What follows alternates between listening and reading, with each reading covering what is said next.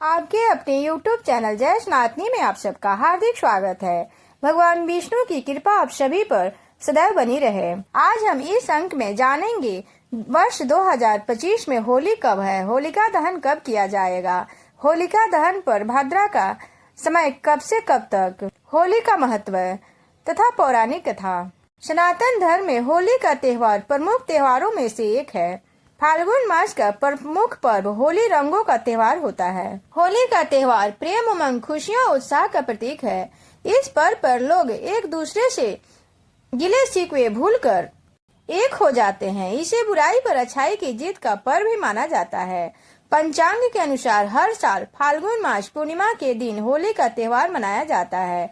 होली 2 दिवसीय पर्व है। होली से एक दिन पहले होलिका दहन किया जाता है और 8 दिन पहले होलाष्टक लग जाता है, जिसमें नए कार्य की शुरुआत करना वर्जित माना गया है। अब जान लेते हैं वर्ष 2025 में होलिका दहन कब है। अगर आपने इस चैनल को अभी तक सब्सक्राइब नहीं किया है तो कृपया सब्सक्राइब करें और वीडियो पसंद आए तो लाइक और शेयर अवश्य करें। पंचांग के अनुसार पूर्णिमा तिथि 13 मार्च 2025 को सुबह 10:35 पर आरंभ होगी और 14 मार्च 2025 को दोपहर 12:23 तक रहेगी। होली का त्योहार 14 मार्च 2025 शुक्रवार को मनाई जाएगी। इसे रंगों वाली होली के नाम से जाना जाता है।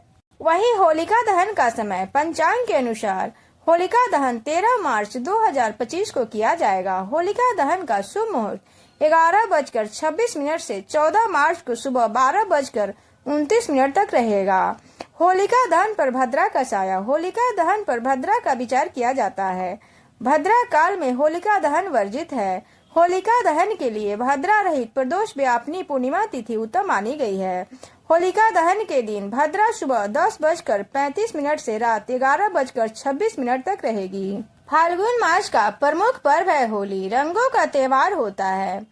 होली के दिन रंग क्यों खेला जाता है? होली का इतिहास भगवान श्री कृष्ण से जुड़ा है। पौराणिक कथाओं के अनुसार रंग वाली होली की शुरुआत भगवान श्री कृष्ण और राधा रानी ने की थी। भगवान श्री कृष्ण ने सबसे पहले ग्वालों के साथ मिलकर राधा रानी और उनकी सखियों को रंग लगाया था।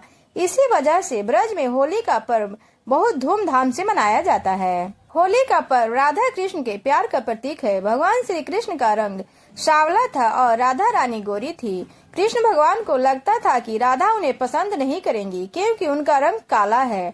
यशोदा मैया ने कृष्ण को सलाह दी और कहा कि अगर तुम राधा को रंग लगा दोगे तो उनका रंग भी तुम्हारे जैसा ही हो जाएगा। कृष्ण ने अपने मित्रों के साथ मिलकर राधा और उनकी सखियों को रंग लगाया। ब्रजवासियों को कृष्ण की यह शरारत बहुत पसंद आई। तब से रंग वाली होली का चलन शुरू हुआ। होली का पर्व बुराई और अच्छाई की जीत का प्रतीक भी है। होली को अलग अलग नामों से भी जाना जाता है, जैसे लड्डू होली, फूलों की होली, लठमार होली। रंगों का होली के त्योहार तो सभी को प्रिय है और उनका बेसब्री से भी सभी इंतजार करते हैं। होली के एक दिन पहले होलिका मनाई जाती है और अगले दिन रंगों की होली खेली जाती है। इस त्योहार का धार्मिक के साथ साथ सामाजिक महत्व भी है। एक और जहां इसके साथ बुराई की समाप्ति का प्रतीक होलिका दहन मनाई जाती है, वहीं दूसरी ओर होली के दिन तरह तरह के भेदभाव भूलकर लोग रंग गुलाल से खेलते हैं। सभी से गिले शिकवे भूलकर गले मिलते हैं। होलिका दहन की पौराणिक कथा। हिंदू कैलेंडर के अनुसार वर्ष के अंतिम माह फाल्गुन मास पूर्णिमा को होलिका दहन होता है। होली की पौराणिक कथा 4 घटनाओं से जुड़ी हुई है। पहली होलिका और भक्त प्रहलाद की और दूसरी कामदेव और शिव, तीसरी राजा पृथु और राक्षसी ठुरी, चौथी श्री कृष्ण और पूतना। लेकिन उक्त सभी में होलिका और भक्त प्रहलाद की कथा को ही मान्यता है, क्योंकि इसी की घटना की याद में होलिका दहन करके दूसरे दिन भक्त प्रहलाद के बचाने की खुशी में होली का त्योहार मनाया जाता है। तो आइए जानते हैं होली की पौराणिक और प्रमाणिक कथा। ऋषि कश्यप और दिति के 2 बलशाली पुत्र हिरण्याक्ष और हिरण्यकशिपु थे और 2 पुत्रियां सिंहिका और होलिका थी। हिरण्याक्ष धरती को जल में डुबो दिया था तो भगवान विष्णु ने 12 अवतार लेकर हिरण्याक्ष का वध किया था। सिंहिका को हनुमान जी ने लंका जाते वक्त रास्ते में मार दिया था। अब बचे हिरण्यकशिपु और होलिका, इन्हीं की है यह कथा। एक बार की बात है, त्रिलोक पर विजय प्राप्ति के लिए हिरण्यकशिपु ब्रह्मा की तपस्या में लीन था। असुर राज हिरण्यकशिपु की तपस्या से प्रसन्न होकर ब्रह्मा जी ने उसे वर मांगने को कहा तो उसने कहा कि अमरता का वरदान चाहिए। ब्रह्मा जी ने कहा कि यह संभव नहीं है, कुछ और मांग लो। तो उसने कहा कि आपके बनाए किसी प्राणी, मनुष्य, पशु, देवता, दैत्य, नाग आदि किसी से मेरी मृत्यु ना हो। मैं समस्त प्राणियों पर राज करूं। मुझे कोई न दिन में मार सके, न रात में, न घर के अंदर और न बाहर मार सके। अभी की कोई न किसी अस्त्र के प्रहार से और न किसी शस्त्र के प्रहार से मार सके, न भूमि पर, न आकाश में, न पाताल में, न स्वर्ग में। ब्रह्मा जी तथास्तु कहकर उसे वरदान प्रदान करके अंतर्ध्यान हो गए। हिरण्यकशिपु जब तपस्या में लीन था तब उसी दौरान देवों ने असुर पर आक्रमण कर उन्हें परास्त कर दिया था और देवराज इंद्र हिरण्यकशिपु की गर्भिणी पत्नी कयाधु को बंदी बनाकर ले गए। परंतु बीच रास्ते में ही उनकी मुलाकात ऋषि नारद से हुई। नारद जी ने इंद्र को उपदेश दिया कि आप ये पाप कर रहे हैं। उपदेश सुनकर इंद्र हिरण्यकशिपु की पत्नी कयाधु को महर्षि के आश्रम में छोड़कर स्वयं देवलोक चले गए।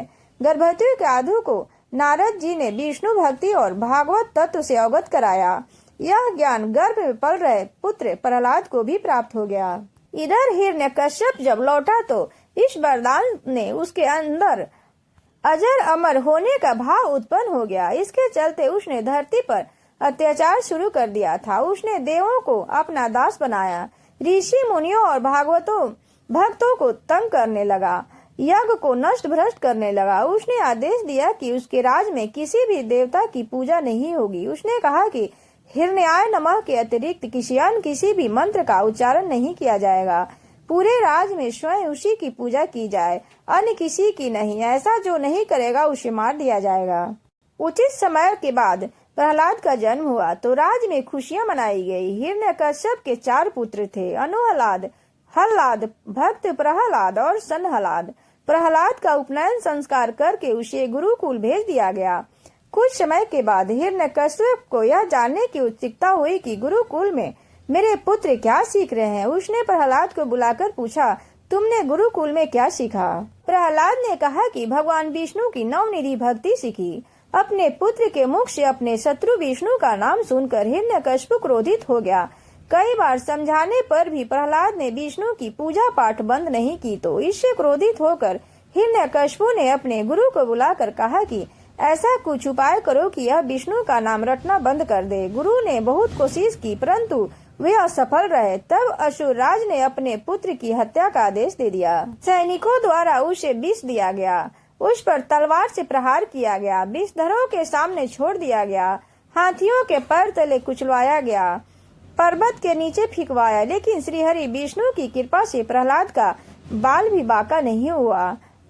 फाल्गुन शुक्ल सप्तमी को प्रहलाद को बंदी बनाकर पूरे 8 दिन तक त्रास दिया गया, कारागार में डाला गया, हर तरह के मारने का प्रयास किया गया। हिरण्यकश्यप को चिंता होने लगी कि यह नहीं मरा तो लोग विष्णु की ही भक्ति कर लेंगे। उसकी चिंता को देखकर उसकी बहन होलिका ने कहा कि आप चिंता न करें भैया, मुझे ब्रह्मा से वरदान प्राप्त है कि मैं किसी भी प्रकार से अग्नि में जलकर नहीं मर सकती हूँ। अग्नि में तो सभी भस्म हो ही जाते हैं। तब हिरण्यकश्यप ने अपनी बहन होलिका से कहा कि तुम प्रहलाद को अपनी गोद में लेकर अग्नि में बैठ जाओ, जिससे वह जलकर भस्म हो जाएगा। होलिका को वरदान था कि उसे अग्नि तब तक कभी हानि नहीं पहुँचाएगी जब तक कि वह किसी शुद्ध आत्मा वाले मानव का हित करने की न सोचे। होलिका यह बात भूल गई थी। वह अपने भाई की बात को मानकर अपने भतीजे प्रहलाद को गोद में लेकर अग्नि में बैठ गई। उस दिन फाल्गुन माह की पूर्णिमा थी। श्री विष्णु भक्त प्रहलाद की अहित करने के प्रयास में होलिका तो स्वयं जलकर भस्म हो गई और प्रहलाद श्री हरि विष्णु का नाम जपते हुए अग्नि से बाहर आ गया। यह देखकर तो हिरण्यकश्यप और भी ज्यादा क्रोधित और चिंतित हो गया। इस घटना के बाद हिरण्यकश्यप ने प्रहलाद को एक खंबे में बांध दिया। फिर भरी सभा में प्रहलाद से पूछा कि किसके बलबूते पर तू मेरी आज्ञा के विरुद्ध कार्य करता है। प्रहलाद ने कहा, आप अपना असुर स्वभाव छोड़ दे, सबके प्रति क्षमता का भाव लाना ही भगवान की पूजा है। हिरण्यकश्यप ने क्रोध में कहा, तू मेरे सिवा किसी और को जगत का स्वामी बताता है। कहाँ है तेरा जगदीश्वर? क्या है इस खंभे में है जिससे तू बधा है? यह कहकर हिरण्यकश्यप ने खंभे में घूंसा मारा। तभी खंभा भयंकर आवाज करते हुए फट गया और उसमें से एक भयंकर डरावना रूप प्रकट हुआ, जिसका सिर सिंह और धड़ मनुष्य का था। पीली आंखें, बड़े बड़े नाखून, विकराल चेहरा, तलवार सी लपलपाती जीभ, यही नरसिंह अवतार थे। उन्होंने तेजी से हिरण्यकश्यप को पकड़ लिया और संध्या की बेला में, न दिन में न रात में, सभा की देहली पर, न बाहर न भीतर, अपनी जांघों पर रहकर, न भूमि पर न आकाश में, अपने नखों से, न अस्त्र से न शस्त्र से उसका कलेजा फाड़ दिया। हजारों सैनिकों जो प्रहार करने आए थे, उन्हें भगवान नरसिंह ने 1000 भुजाओं और नख रूपी शस्त्रों से खदेड़ कर मार डाला। फिर क्रोध से भरे नरसिंह भगवान ने सिंहासन पर जा बैठे। तब प्रहलाद ने दंडौत होकर उनकी प्रार्थना पूजा की। प्रहलाद का राज तिलक करने के बाद नरसिंह भगवान चले गए। यह कथा श्री विष्णु पुराण और श्रीमद् भागवत पुराण से लिया गया है। अगर आपको यह वीडियो पसंद आए तो चैनल को सब्सक्राइब और वीडियो को लाइक शेयर अवश्य करें। जय श्री हरि विष्णु।